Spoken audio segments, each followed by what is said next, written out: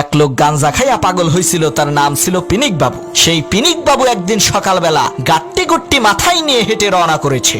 গ্রামের লোকেরা তাকে জিজ্ঞেস করলো, কিরে কই যাস?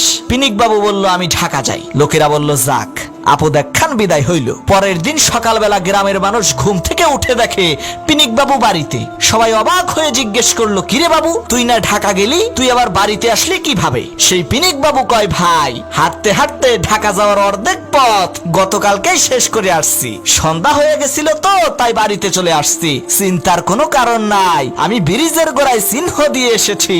আজকে আবার ওই ব্রিজের গোড়া থেকে হাঁটা শুরু করব, তারপর ঢাকা চলে যাব। শোনো মুসলমান, আমরা ওই পিনিক বাবুর মতোই ঈদের দিন সকালে নামাজ পড়ে দান খয়রাত করে আল্লাহ তাআলার কিছুটা নৈকট্য লাভ করি, তারপর নাচ গান অশ্লীলতার বেহায়াপনায় লিপ্ত হয়ে ঈদের দিন সন্ধ্যা করে আবার আমরা পথভ্রষ্ট হয়ে আগের জায়গায় ফিরে আসি।